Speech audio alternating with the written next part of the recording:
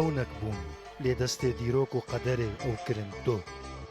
لەبەر پێن باگۆکێ وەک دوو نیشانان لەسەر ڕووەکی بەدەو هاتنە نەقشاندن قامشلۆ نسێبین ئاوا جەقجەقێ ژنسێبینا دێرین وارێ گولان لەسەر خەتێ دەهەرکە قامشلۆکە بنخەتێ و زەڤیا خەونێ ئاو دەدا لێسینۆر دپێشیە سەد ساڵە بۆریدا وەک شوورێکی درێژ دسینگا وڵات دەهاتبوو چکاندن نەتەنێ زەمین خاپاند بوو و دەڤەر ji دەڤەرێ بەدقەتاند لێ مێژوژی سەروبنی هەف کردبوو شهید سفراز و غمگین بدل دمایا افکود و برین بدل دمایا افکود و برین نسبین رنگین دهن بەرهەمێن نویسکارên ڕۆژاوای کوردستانê de jî ev têkiliya taybet ya navberavan herdû bajaran de diyar dibe.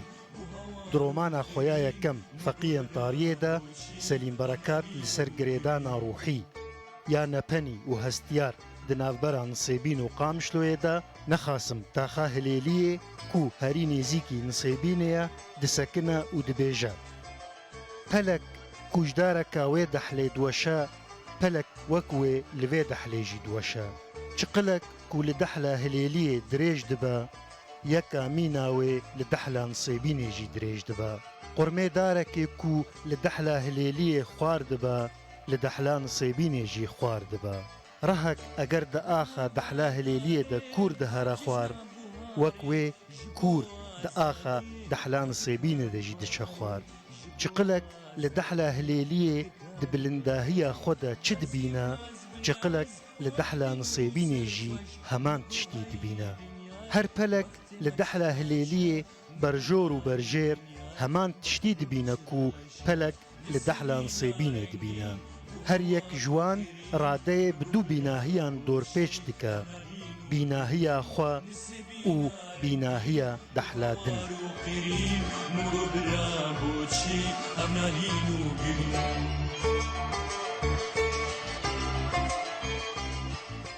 نویسکار سیامەند ئیبراهیم داباشە جێویبوون و پەیوەندیە وجدانی یا کورد di navbera Qamişlo û Nisêbînê de dike û dibêje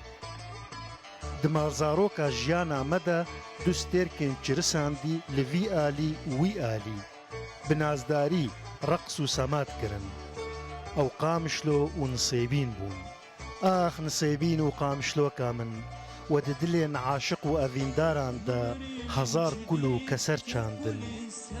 şahî û xemgîniya wan yek e li vê xaka han sed qiral û serokan serên xwe tewandin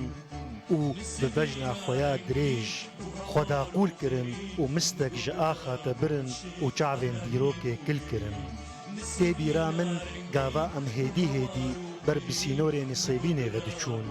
û min berê xwe dida bakur bakurê dilê minî birîndar ez bendewarê kulîlkên wê yê nîsanê bûm û min dixwest ez wan tiliyên we yên xûnavîn ramûsim lê kesî bawer nedikir ku tu xoşewîsta her du çavên Mezopotamyayê ji bîr nekin ku Qamişlo û Nisêbîn du dilên biçûk in û tu carî damarên dilên wan nayên parçekirin Bessam Mustafa Rûdaw